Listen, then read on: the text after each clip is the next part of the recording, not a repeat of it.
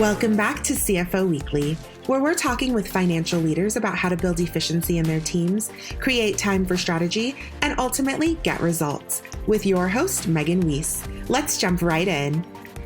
Today, my guest is Macy Macaskill. Macy is the CFO of Rockets of Awesome, a direct-to-consumer kids clothing brand with both a subscription and traditional e-commerce offering. She has more than 20 years of finance experience, with her career starting in Bear Stearns Merchant Banking Group and subsequently spending 10 plus years at J.Crew before moving to Rockets of Awesome in 2017. She holds a Bachelor of Business Administration from the University of Michigan Ross School of Business. She currently lives in New York City with her husband and 2 young children. Macy, welcome to CFO Weekly, and thank you so much for taking the time to be here with us today.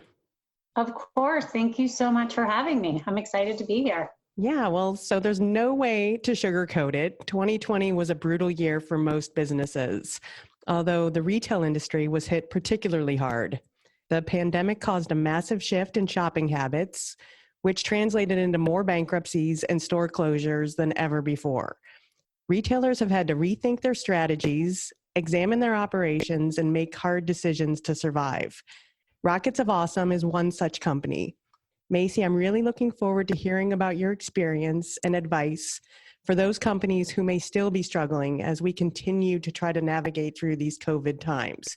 So let's get started. First, Great. Tell me about your career progression. How did you get to where you are today? Yeah, so I guess I'll take a little trip down memory lane. For some reason, despite having parents that were both writers, I knew early on that I wanted to do something in business. In high school, when most of my friends were doing much more fun jobs that involved being outside or doing something cool, I interned at a consulting firm. Looking back, I'm surprised that I felt so strongly at a young age, but I was set on only applying to colleges with undergrad business schools. And all of my college internships were at banks. So I was clearly headed in one direction. I ended up at the University of Michigan in their undergrad business school. And my first job out of college was at Bear Stearns, which definitely ages me a little bit, but I was doing merchant banking there.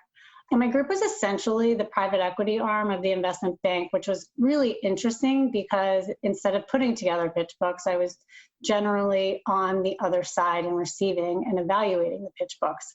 This meant I got to really understand the drivers of each business and build financial models based on what we truly believed was the opportunity rather than just making assumptions that we wouldn't be held accountable for post-acquisition. I learned a lot, but ultimately kind of that lifestyle and environment wasn't for me. So I decided that I wanted to work at a finance company where I was interested in the fundamentals of the business. And I could see somewhere I could see myself long-term. I ended up at J.Crew. And this was in 2006, so it was a really, really exciting time to be there. Mickey Drexler and Jenna Lyons had really hit their stride as the leaders of the business, and Madewell was launched. I was hired to build the financial models and approval process for opening, renewing, and renovating new stores. It was great because operating a store really involves every functional area, from payroll management to marketing to creative, so I really learned a lot. And I was also really lucky because I had 2 great mentors, Stuart Hazelton, who's now the CEO at Away, and Megan Frank, who's now the CFO at Lululemon. They truly invested the time to make sure I was learning as much as possible, but also empowered me through letting me operate pretty independently. Looking back, they definitely helped shape the kind of manager I wanted to be. So again, I felt really, really lucky to work with them as I'm looking back, on my career. From then, I took on the analysis and approval process for all capital for both J.Crew and Madewell, and ultimately ended up running the finance function of Madewell. This brings me probably to the more pivotal moment. Unfortunately, in 2017, there was a big round of layoffs, and they ended up eliminating my position. But looking back, it was actually a blessing in disguise. I'd been there for over 10 years, so I almost needed the push to do something new. And with Nikki and Jenna not at the company anymore, the leadership there was pretty volatile. And though I get it because it was such a huge company, the layoff process was very impersonal and not transparent. So I think the experience definitely impacted how I would want to approach a reduction in staff if I were unfortunately on the other side. From there, I was lucky to have severance, so I got to spend some time with my son, who was less than a year old. So that was pretty awesome. And I really got to think about what I wanted to do. I knew I didn't want to be a part of a big, huge corporation anymore, where it took forever for decisions to be made and the management structure was so vertical. By luck, after a few months, I was ultimately introduced to the COO at Rockets of Awesome, where I am now. And there was a little shell shocked in the beginning because the role definitely was much broader than what I was used to at J.Crew. It was the right move for me, ultimately. In the 3 years that I've been there, I've learned more than probably I ever would have expected. And I've built lasting relationships and feel a true investment in the success of the company personally. So I guess that was probably more detail than you need. So definitely feel free to cut any of that out. But that's the long-winded story. Oh, well, that's great. And a lot of great experience in there. And yeah, I mean, it's never fun to be severed, but sometimes those events are exactly what you need in your life to move on to the next door opening. Absolutely. And I think that from personal experience and from watching friends and colleagues, I've seen very few instances where it hasn't kind of led to, even a better opportunity or kind of better fit for where you are in your career. So, it's the perfect example of turning lemons into lemonade. Yeah, that's always been my experience too. And I don't know if you've already answered this, but are there any particular stories or moves that stand out in your mind as turning points throughout your career? Off the top of my head, I don't know that I have any stories that stand out, but I do think that the move from J.Crew to Rockets of Awesome was really pivotal for me, as I kind of mentioned, just in the sense that I think I'll always want to work for a smaller company. And I didn't know that before moving to Rockets. I truly believe that people who work at startups, it's a certain personality type. You have to be somebody that's ready to go into the office, and the day that the way you saw your day panning out is never going to be that way. And there's always something new. And there's, you can't be that's not my job type of person. And when I started, I was just amazed by how many responsibilities I had versus running finance at J.Crew, where you would think it would actually be much more, in depth. But at a bigger company, the functions are very siloed. You don't get as much visibility into the day-to-day of each business area. And it just takes a long time for decisions to get made. And you don't get to see the impact of those decisions. And I don't even mean my own. I guess I would say that being able to celebrate even the little wins after seeing how hard your team works is really rewarding. And I just don't know that you get that at a big corporation. So it was just a big kind of career learning experience for me so far. Yeah, I've made that transition as well from large to small and couldn't agree more with your observations. So tell me about Rockets of Awesome, a little bit about their history and what it is they do. Yeah, it's a good question. I'll try to give you a quick synopsis. So Rockets was founded in 2016 by Rachel Blumenthal, who's definitely an entrepreneur at heart and a true visionary. She's very fun to work for and very passionate about the business. She'd previously founded Cricket Circle, which was a resource that had a cult following, I would say, for new moms looking for recommendations for products or for babies and toddlers.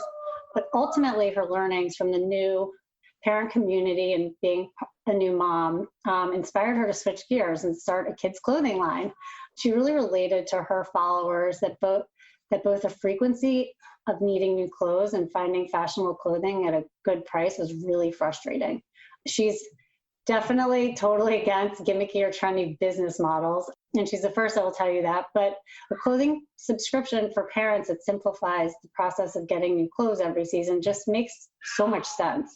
From when a child is born through middle school, at the least, your kid can't wear what they did the same season a year ago. So it's a solution for parents that provides both value and style. And there was just nothing really like that in the market.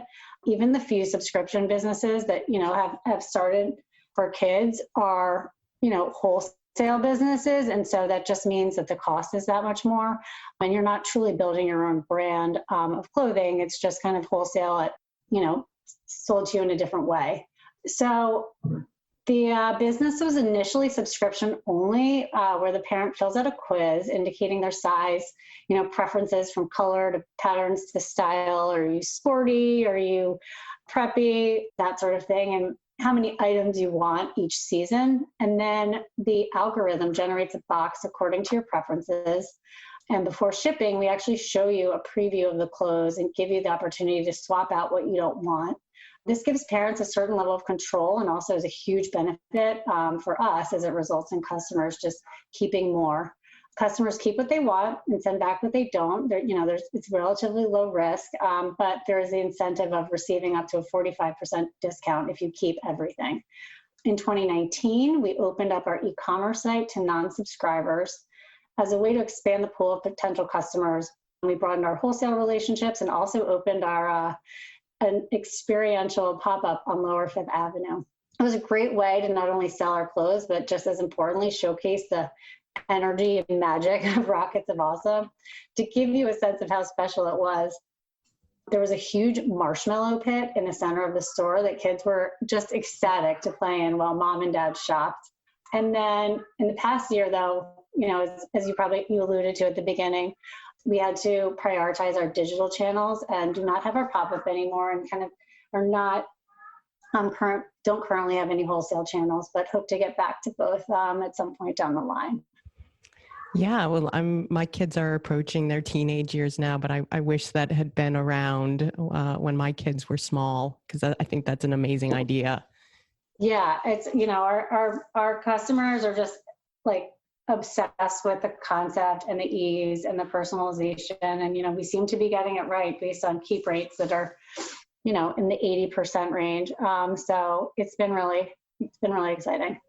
So tell me about how things changed at Rockets of Awesome in 2020. How has your organization dealt with the challenges last year and continuing now into this year? It's interesting because obviously this last year has just felt endless and felt like everything has changed. But at the same time, the heart and soul of Rockets, I would say, has managed to survive this challenging year. To give you a little background of kind of the year of 2020 for us, we had been planning on raising money in Q1 and we're really close, but similar to other VC-backed businesses, unfortunately, access to capital became really challenging very quickly, and we were forced to make some really, really tough decisions. Without having any clarity around the timing of capital infusion, we had no choice but to make some meaningful operational and team changes. Those few months were, quite honestly, the hardest of my whole career. Each and every person on our team contributed in such a meaningful way. So emotionally, I couldn't fathom making, team reductions.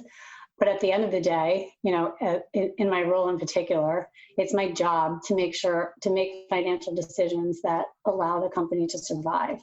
And without taking action, the business would have had to wind down. So if expense reductions were the only financial path forward, it was the path we had to take. Luckily, our incredible COO, Annika, managed the process in the most thoughtful, transparent, and compassionate way. And as I mentioned before, I was just committed to doing right by our employees and wanted to treat them with the respect they deserved.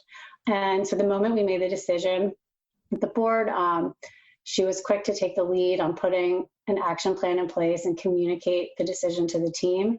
It was, of course, wasn't what anyone wanted to hear, but as Annika constantly reminded me when I have some deep, dark, moments, there's a right and a wrong way to do things. And we were 100% committed to treating everybody with respect. So we scheduled a team meeting within 2 days of the decision being made with the board, and walked them through how we got there and why we needed to make the changes so quickly. And I think the team really appreciated the transparency. Ultimately, we cut our burn by 75% and were able to build a business plan that allowed us to have runway for an additional year. There were certain employees that stayed on for a few months to help with the transition. And I think it's a testament to the culture that Rachel and Annika and really everyone fostered that meant that employees were willing to stick around with a positive attitude for as long as needed. Without these changes, Rockets would not still be operating. And I feel good knowing that even those who aren't still with the company are so thrilled that the business was able to continue and is doing really well. So unfortunately, that's how we had to deal with the challenges of the year. But I think, right now I'm comfortable with the decisions that were made because it allows us to be where we are today. Yeah, I mean, those decisions are never easy, but I like that you guys were transparent and honest. I think that's so important when making those kinds of tough decisions that impact people's lives. Yeah, it was really tough because everybody meant a lot to us, and it's such a great team. But everybody's adults, and I think if you do things in the right way and realize that people can be more understanding than you'd anticipate, it can be all right. It was not personal; it was all business. So, how did your organization maintain employee morale throughout that period, and how has that impacted your company's culture? Yeah, that's a tough one. It was definitely top of mind for us. We were very cognizant that the types of changes we were making would really impact morale. We'd always tried to foster a feeling that the team was an extension of family, so we expected that the employees who remained after the reduction would feel both a sense of guilt and sadness, and maybe even anger. Not only were we in a transition period as a company, but the world was changing and we were working remotely. So there was just a feeling of uncertainty for many reasons, and that never feels good. I can't sugarcoat it. There was some awkward weeks and it was really hard.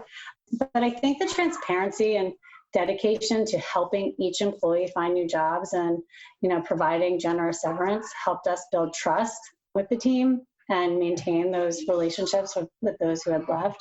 We kept our bi-weekly team meetings and tried to keep them both informative and entertaining.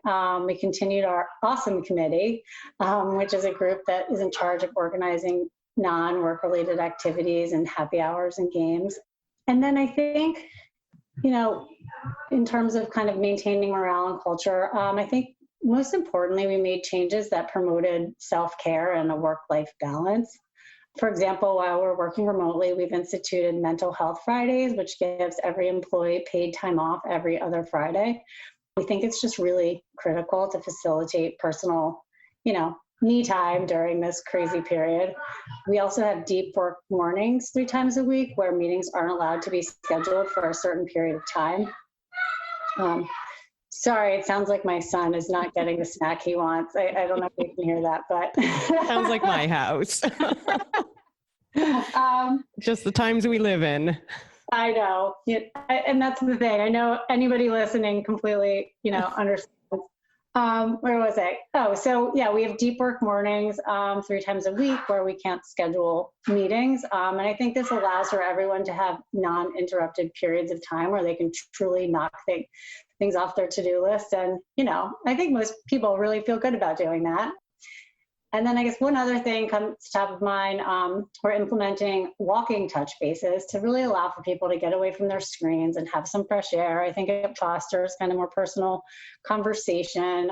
So, I guess there is that ultimately, I truly believe it's incredibly important to make the team feel valued as human beings and not just employees. And, most people are more productive and motivated when they're taking care of themselves and prioritizing mental health. So if we can, as an exec team, facilitate that, we can help build a pretty dedicated team. And look, we're by no means perfect, but we certainly try. Yeah, it sounds like a great place to work. Thanks. I think so. So switching gears a little bit, how have you seen COVID change your consumers' behaviors? And how has COVID caused you to rethink your sales channels and offerings? Yeah, so that's a good question. We certainly planned for the best, but prepared for the worst. We weren't sure how COVID would impact the business, so we planned pretty conservatively to make sure our runway, in a conservative case, would get us through the next year. I'm so thrilled to be able to say that the year exceeded all expectations. We had lower than expected churn, higher than planned keep rates, and really favorable CACs.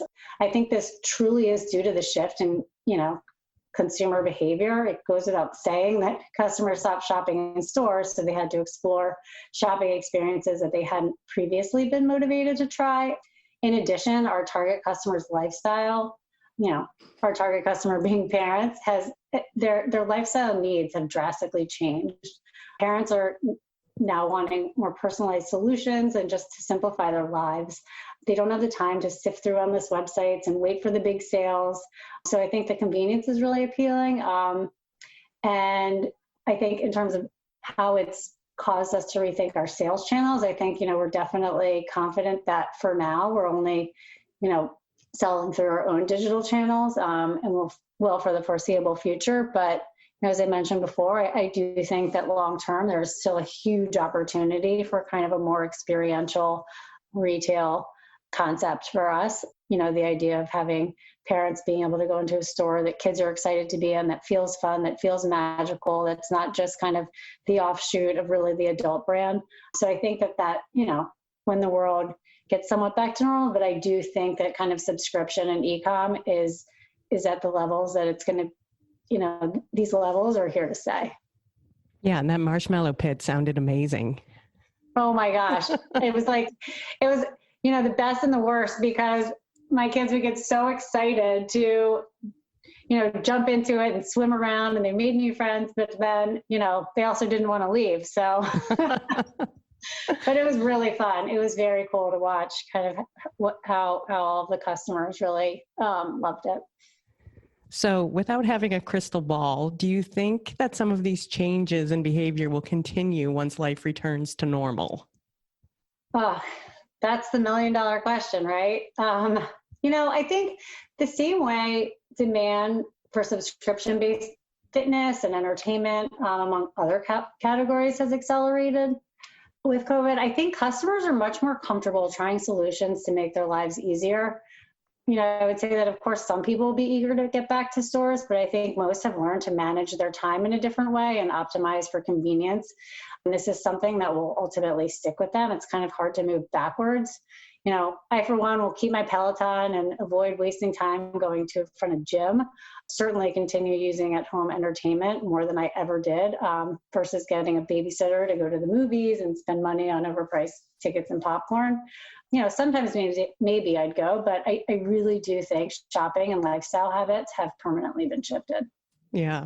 To your point about the popcorn, you can actually get to-go popcorn from the movie theater. Really? I just found that out. Yeah. I haven't stepped foot in one in 12 months, but that's my parents. I need to tell my parents that. That's like the only reason they go to they used to go to Yeah, we did that, and it is a gigantic bag of popcorn that will last you like a week. Oh my gosh. Maybe I shouldn't tell them. Okay, so how have you dealt with supply chain challenges, and how has that made a difference? Well, we were really lucky that we didn't encounter any major issues with our vendors. The inventory that we had bought was kind of relatively on time, and nothing was really held up. But, it does bring up an interesting topic, as it relates to our business, that given the uncertainty and need to manage working capital as tightly as possible, we actually didn't buy any new inventory for the back to school season. It was scary because without any newness, we were selling past season's inventory, and we were risking both churn and keep rates, among other things. But it was crazy. It turned out that both KPIs, our churn rates and our keep rates, far exceeded expectations. And in fact, we saw the highest keep rates in the company's history. So for us, the tough decision reinforced the strength of our business model, which was, a lesson we wouldn't have learned otherwise. It's pretty simple. Parents are looking for convenience and style at reasonable prices. Their child has grown out of their clothes, and they need to size up and trust that our service will deliver what they need and more. Our algorithm knows what each kid has already received, so we can easily, choose and send styles that feel new to them.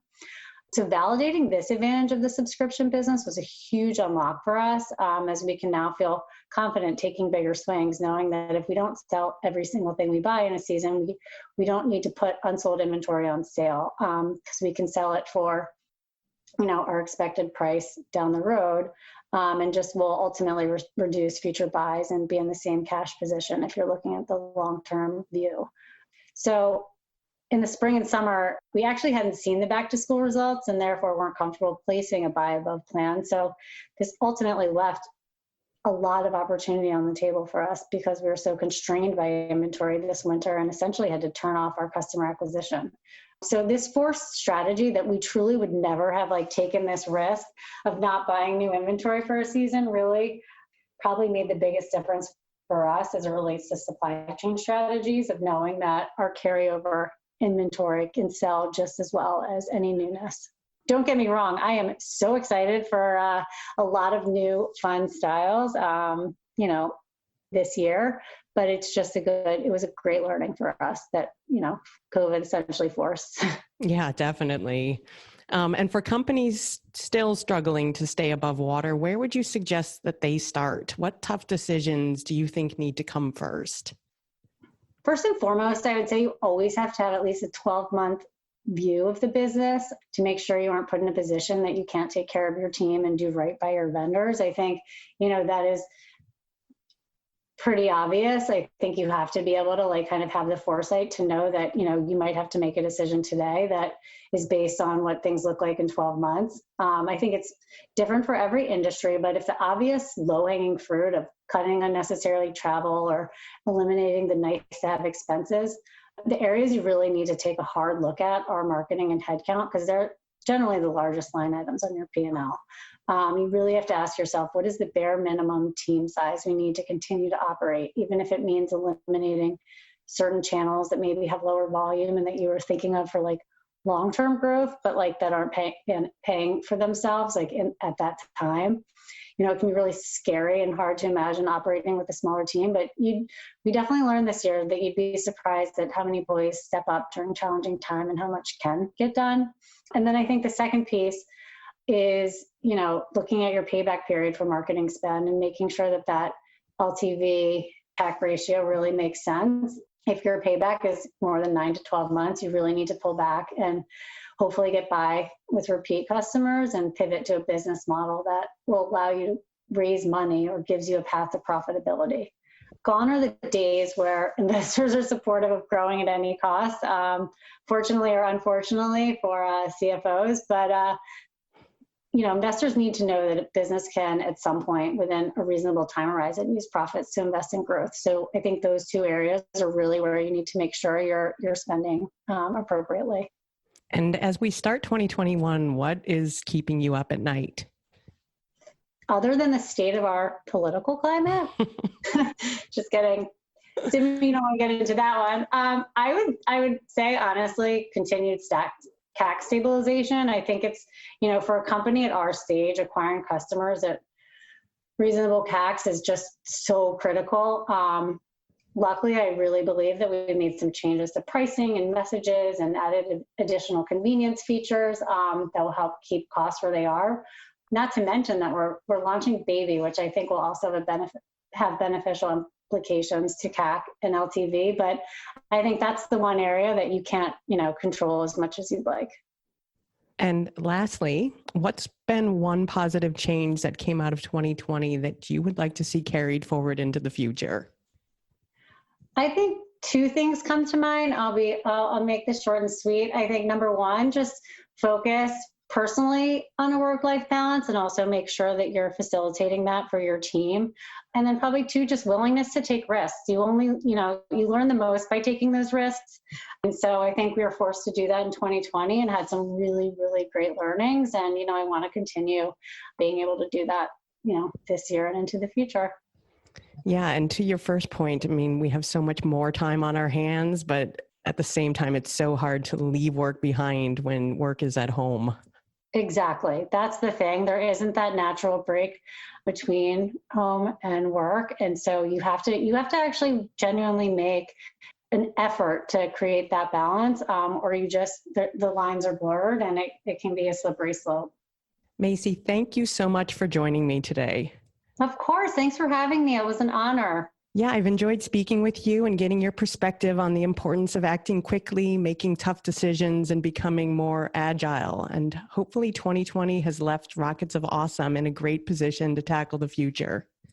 I really hope so. I'm feeling very hopeful. So thank you. Yeah, and to all of our listeners, I hope you've enjoyed this episode as well. Please tune in next week. And until then, take care of yourselves. If you're ready to boost efficiency and streamline your accounting processes at significant cost savings, it's time to talk with Personiv. Their people-powered solutions have transformed the delivery of back-office tasks and general accounting functions for decades, partnering with clients to provide everything from accounts payable to payroll services. See what Personiv can do for you by visiting personiv.com. You've been listening to CFO Weekly, presented by Personiv. Please subscribe wherever you get your podcasts to hear all of our episodes. Want to learn more? Check out personiv.com. Thanks for listening.